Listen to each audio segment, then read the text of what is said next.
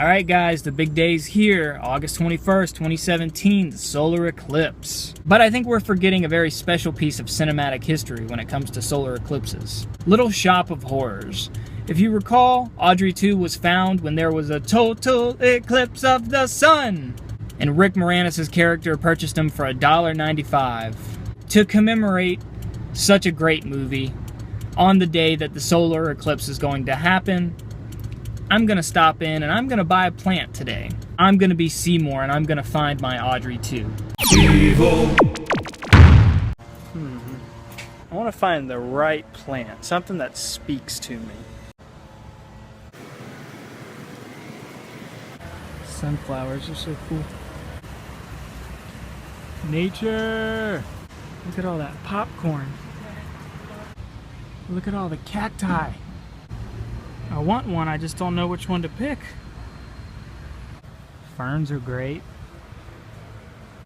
Check out all the little guys. Check that out. It's called moonstones. Alright guys, I got a pickup. You ever seen a pickup video with a plant? Alright, let's get back home and get ready for this eclipse. Evil. Guys, I'd like to introduce our newest addition to this channel. Everybody welcome Tui. Dude, your Tui's showing. What? Ah! Hope you got your glasses. Tui does. Whether it's a major historical event, the oncoming apocalypse, I'm still gaming. Yeah! It's being blocked by clouds right now, but it looks like Pac-Man at this point. About 15 minutes till we get about 97% maximum coverage here in Atlanta. Right now, it just looks like it's a smiley face. 97% eclipsed, and it still looks like the sun's fully out for you guys on the camera. Hopefully you guys are getting some good coverage where you are. Tui and I are here witnessing history. You guys are witnessing history. Have fun.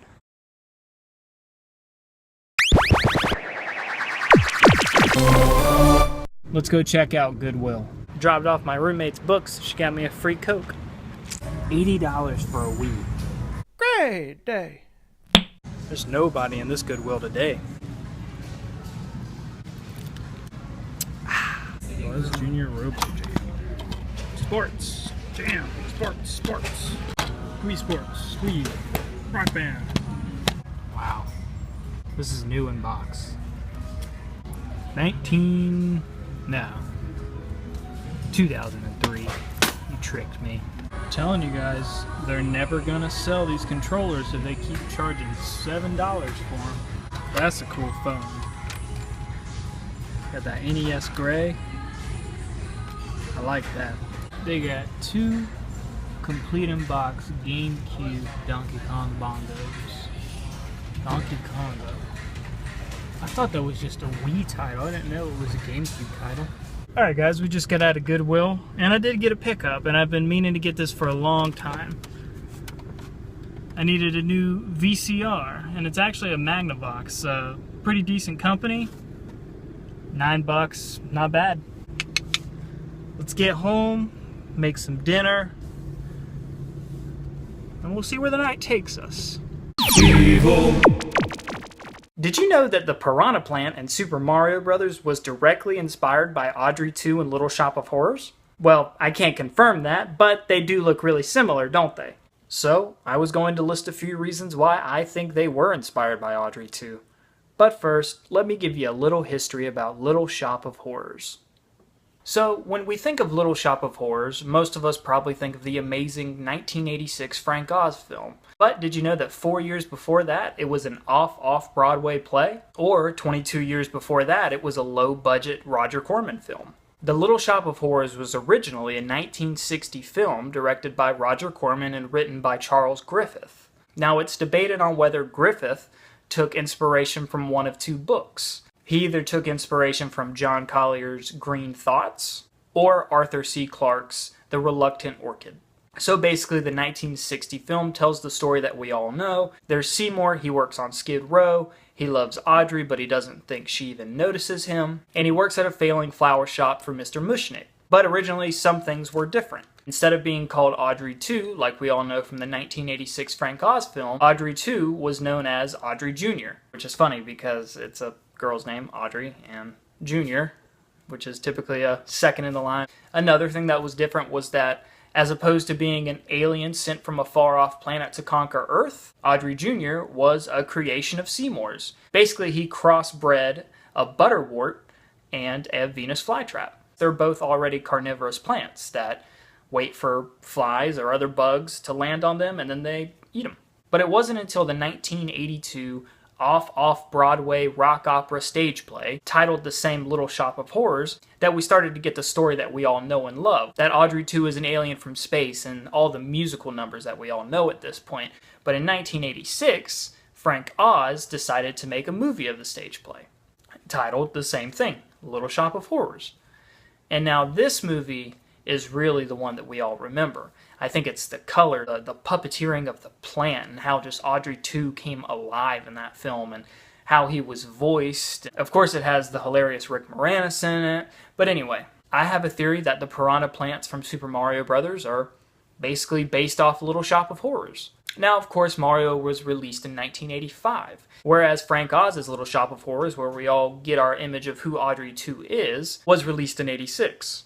Some could say, oh, well, what about the 82 stage play and in between there? I really don't think an off-Broadway play would have inspired Japanese game makers in Japan at the time. But maybe what happened is that they were inspired by the original 1960 Roger Corman film. Now into my reasons why I think the Piranha Plants were inspired by Audrey Jr. Number one, the Piranha Plants couldn't just be based off of a Venus flytrap. If you've ever seen a Venus flytrap, it's very flat looking, and the teeth are almost like long extended green fingers, and then when something lands in there, it does that.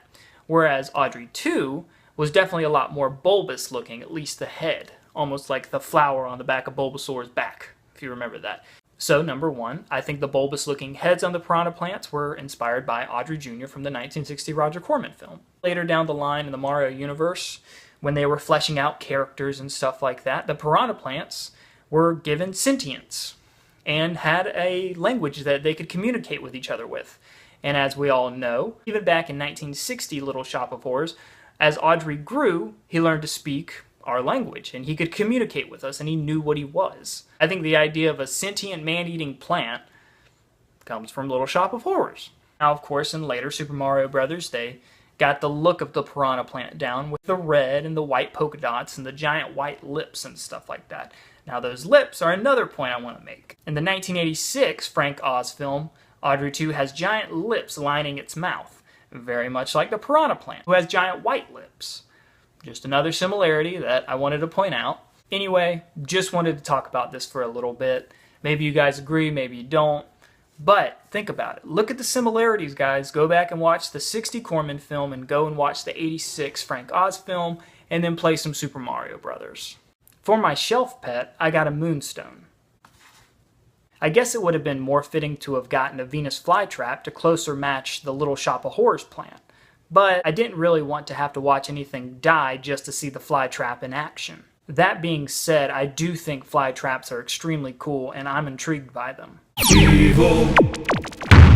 So that's it for Vlog 28, guys. Thanks so much for tuning in and experiencing history with us. Hopefully you guys will learn to love Tui like I have. If you guys like this stuff, leave a like, leave a comment, subscribe, whatever. We'll see you guys next vlog.